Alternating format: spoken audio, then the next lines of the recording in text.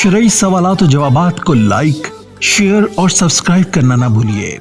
इन्नल हम्दुलिल्लाह वस्सलातु वस्सलामु अला रसूलिल्लाह अम्मा बअद फ़अऊज़ु बिल्लाहि मिनश शैतानिर रजीम बिस्मिल्लाहिर रहमानिर रहीम क़ुल अऊज़ु बिरब्बिल फ़लक़ मिन शर्रि मा ख़लक़ व मिन शर्रि गासिक़िन इज़ा वक़ब व मिन शर्रिन नफ़्फ़ासाति फ़िल उक़द व मिन शर्रि हासिदिन इज़ा हसद।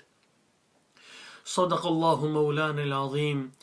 अल्लाहुम्मा सल्लि अला मुहम्मदिन व अला आलि मुहम्मदिन कमा सल्लैता अला इब्राहीम व अला आलि इब्राहीम इन्नका हमीदुम मजीद। अल्लाहुम्मा बारिक अला मुहम्मदिन व अला आलि मुहम्मदिन कमा बारकता अला इब्राहीम व अला आलि इब्राहीम इन्नका हमीदुम मजीद। हज़रात मोहतरम, मुअज़्ज़ज़ नाज़रीन, आज की इस नशिस्त में हम सूरतुल फलक और सूरतुन नास का शान नज़ूल बयान करेंगे।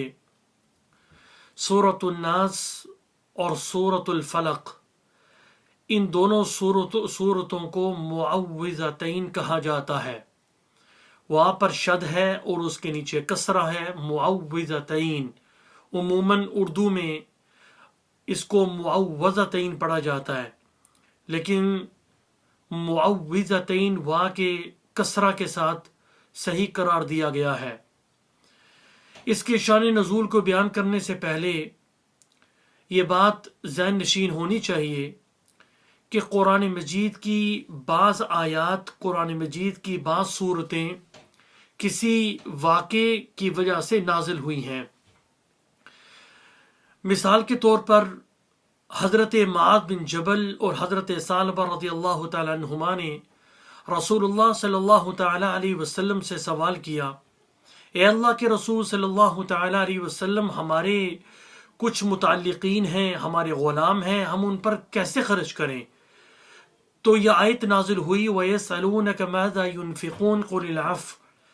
ए नबी सल्लल्लाहु अलैहि वसल्लम, ये आपसे पूछते हैं कि अल्लाह के रास्ते में किस तरह खर्च किया जाए, क्या खर्च किया जाए?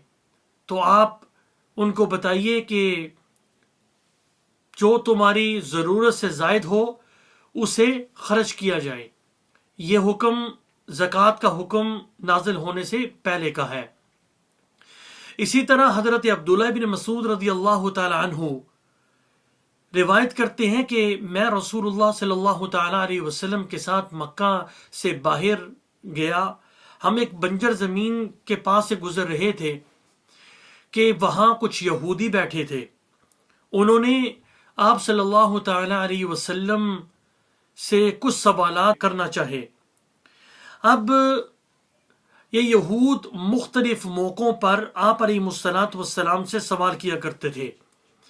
उनमें से बाज़ ने दूसरों को रोका, बाज़ ने बाज़ को रोका और यूं कहा कि तुम इनसे सवाल न करो, इसलिए कि तुम्हारा सवाल करने के पीछे जो मकासिद हैं वो तुम्हें हासिल नहीं होंगे, लिहाजा तुम सवाल न करो। लेकिन आखिर में यही फैसला हुआ कि हम सवाल करेंगे। तो उन यहूदियों ने आप अलैहिस्सलातु वस्सलाम से ये सवाल किया कि रूह क्या है?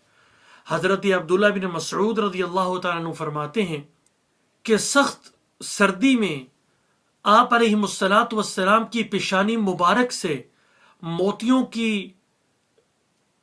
की लड़ी की तरह, यानी मोतियों की तरह पेशानी से कतरे लुढ़कते थे और आपका चेहरा अनवर सुर्ख हो जाता और आपसे खराटों की आवाज़ आती थी।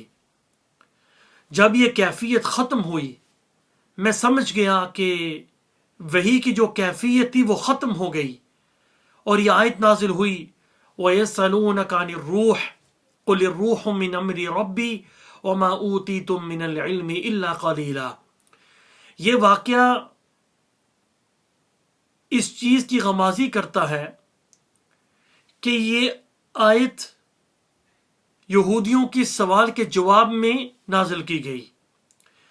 मुफस्सिरीन की इस्तिलाह में इसको سبب نزول یا شان نزول کہا جاتا ہے۔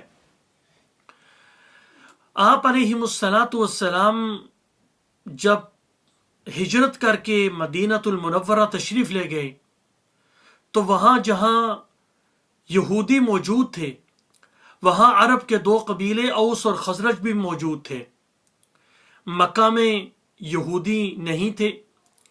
یہ یہودی ان کو اہل کتاب کہا جاتا ہے۔ اہل کتاب اس قوم کو کہا جاتا ہے کہ جس کو نبی کے واسطے سے کتاب دی گئی ہو۔ یہودیوں کو حضرت موسیٰ علیہ السلام کے ذریعے تورات دی گئی، لہذا ان کو اہل کتاب کہا گیا۔ عیسائیوں کو حضرت عیسیٰ علیہ السلام کے ذریعے انجیل دی گئی، انہیں اہل کتاب کہا گیا۔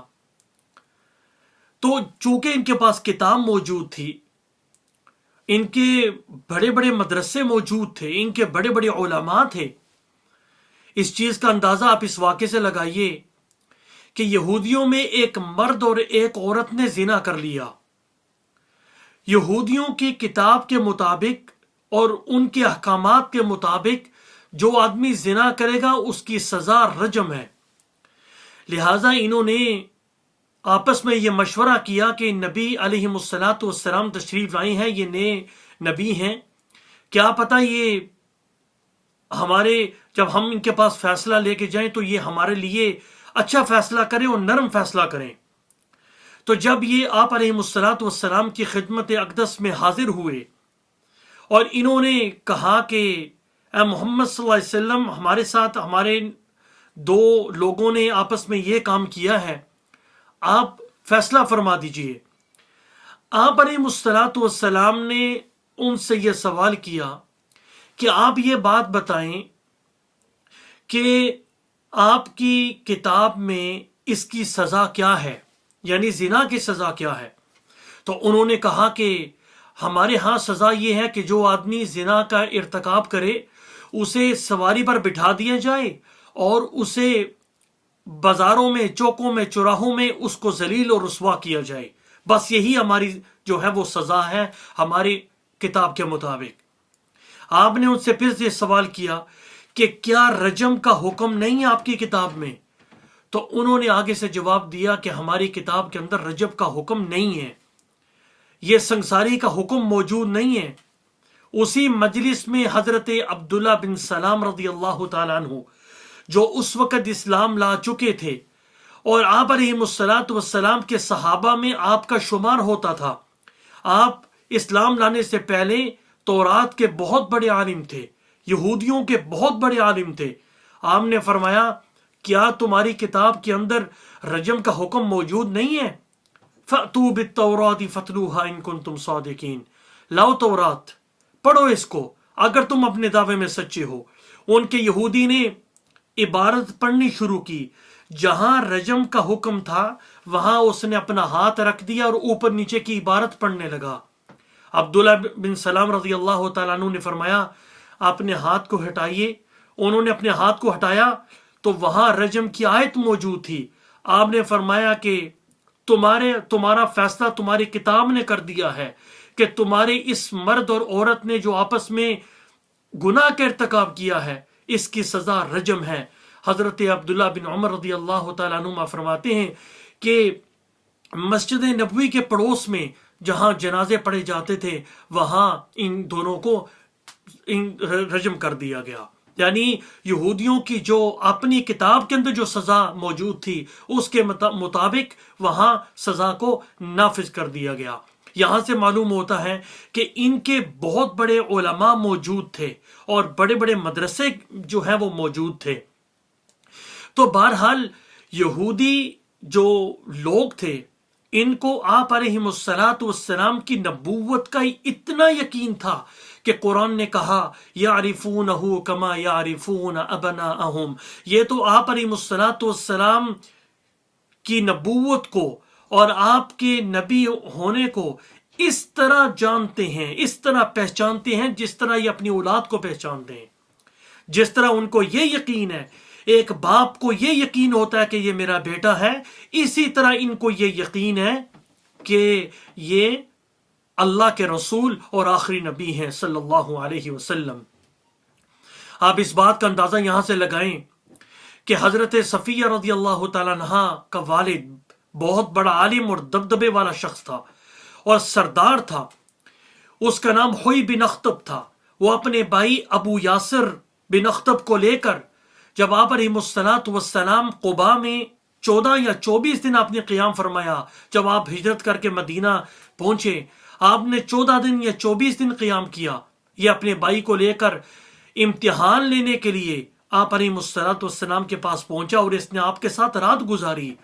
جب یہ دونوں بھائی واپس آئے تو ایک بھائی نے سوال کیا بھائی سے، یعنی ابو یاسر بن اخطب نے ہوئی بن اخطب جو حضرت صفیہ رضی اللہ تعالیٰ عنہ کا جو والد تھا، ہوئی بن اخطب، اس سے سوال کیا کہ بھائی کیا یہ وہی آخری نبی ہیں جن کی پیشن گوئی حضرت موسیٰ علیہ السلام نے فرمائی؟ تو اس نے کہا جی ہاں۔ تو بھائی نے سوال کیا کہ آپ بتائیے کہ اس نبی کے بارے میں آپ کا کیا خیال ہے؟ تو وہ آگے سے کہنے لگا کہ تا دم حیات میں ان کے ساتھ دشمنی رکھوں گا، اور وہ مسلمان نہیں ہوا۔ ان کی کتاب کے اندر یہ بات موجود تھی کہ آپ علیہ السلام کی یہ نشانیاں ہیں، لیکن اس کے باوجود یہ آپ علیہ السلام پر ایمان نہیں لے کے آئی، اور ایمان نہ لانے کی سب سے بڑی وجہ جو تھی وہ یہ تھی کہ ان کا حسد تھا۔ حالانکہ نشانیاں موجود تھیں، اور وہ نشانیاں جو تورات کے اندر بیان کی گئی تھی وہ امام الانبیاء علیہ السلام کے اندر بدرجہ اتم پائی جاتی تھی، لیکن ایمان کیوں نہیں لے کے آئی؟ کیونکہ آپ علیہ السلام کی نشانیاں تو بیان کی گئی تھیں، لیکن یہ بات بیان نہیں کی گئی تھی کہ آپ علیہ السلام جو ہے وہ کس خاندان سے ہوں گے۔ یہ بات تو تھی کہ آپ علیہ السلام جو ہیں وہ آخری نبی ہوں گے اور آپ کی یہ نشانیاں ہوں گی، لیکن یہ بات واضح نہیں تھی کہ آپ علیہ السلام کس خاندان سے ہوں گے۔ حضرت ابراہیم علیہ السلام کے دو بیٹے حضرت اسماعیل و اسحاق علیہ السلام، حضرت اسحاق علیہ السلام کے بیٹے حضرت یعقوب علیہ السلام تھے، اور ان کا دوسرا نام اسرائیل تھا۔ حضرت یعقوب علیہ السلام کے 12 بیٹے، ان میں سے جو اولاد پیدا ہوئی انہیں یہودی کہا گیا، انہی کو بنو اسرائیل کہا گیا۔ تو حضرت ابراہیم و اسحاق علیہ السلام کے بعد جتنے بھی نبی، یعنی حضرت یعقوب علیہ السلام سے لے کر حضرت عیسیٰ علیہ السلام تک جتنے بھی نبی آئے وہ بنو اسرائیل میں سے تھے، حتیٰ کہ حضرت عیسیٰ علیہ السلام بھی بنو اسرائیل میں سے ہیں۔ لیکن جب باری آئی امام الانبیاء علیہ السلام تھی تو اللہ نے آپ کو حضرت اسماعیل علیہ السلام کی لڑی سے مبعوث فرمایا، ان کے خاندان سے پیدا فرمایا، اور یہی یہود کی دشمنی کا سبب بنا۔ یہودیوں نے اسی وجہ سے آپ علیہ السلام پر ایمان لانے سے انکار کیا کہ چونکہ ان کے دل کے اندر یہ بات تھی کہ سارے انبیاء بنو اسرائیل میں سے آئے ہیں، حتیٰ کہ آخری نبی بھی وہ ہمارے خاندان سے آئیں گے، اسی لڑی سے وہ مبعوث کیے جائیں گے، لیکن وہ بنو اسماعیل سے مبعوث کیے گئے۔ لہٰذا انہوں نے جہاں امام الانبیاء علیہ السلام سے دشمنی شروع کی، وہاں انہوں نے حضرت جبرائیل علیہ السلام کو بھی اپنا دشمن بنا دیا کہ وہ امام الانبیاء علیہ السلام کے پاس وہی لے کر کیوں گئے۔ تو بہرحال اس حسد کی وجہ سے وہ آپ علیہ السلام کو مختلف ادوار میں مختلف طریقوں سے آپ علیہ السلام کو تشدد کا نشانہ بناتے اور ظلم کا نشانہ بناتے، آپ کو تکلیف دیا کرتے تھے۔ اسی تناظر میں آپ یہ واقعہ سن لیجئے، یہ جو صورتیں ہیں سورۃ الفلق اور سورۃ الناس، ان کے شان نزول کی طرف آتے ہیں کہ ایک آدمی تھا لبید بن عاصم، یہ حلیف تھا یہود کا، ان کا آپس میں کانٹریکٹ تھا۔ یہ جہاں خود بہت بڑا جادوگر تھا، اس نے اپنی بیٹیوں کو بھی جادو سکھایا تھا، اور اپنی بیٹیوں کو جادو سکھا کر اس نے جادو کا طریقہ کیا اختیار کیا کہ آپ علیہ الصلوۃ والسلام جس کنگھے کو استعمال کرتے اپنے بالوں کو کنگھی کرنے کے لیے، سر کے بالوں کو، داڑھی کے بالوں کو، اس نے اس پر جادو کیا، آپ کے بالوں پر، آپ کے کنگھی کے دانوں پر۔ اور ایک یہودی لڑکا آپ علیہ الصلوۃ والسلام کی خدمت اقدس میں آیا کرتا تھا، انہوں نے اس کو ورغلایا اور اس کے ذریعے انہوں نے جو کنگھا تھا اور جو بال تھے اس پر جادو کیا۔ جادو کرنے کے بعد انہوں نے اس پہ گریں لگائیں اور جو زربان کنواں تھا اس کے پتھر کے نیچے اسے دفن کر دیا۔ اب اس جادو کا اثر رسول اللہ صلی اللہ تعالی علیہ وسلم کی ذات پر کس طرح پڑا؟ حدیث میں آتا ہے کہ اس جادو کی وجہ سے آپ علیہ الصلوۃ والسلام کی کیفیت یہ ہو گئی کہ آپ نے ایک کام اگر نہیں کیا ہوتا تھا تو آپ کو ایسے لگتا تھا کہ آپ نے وہ کام کیا ہے۔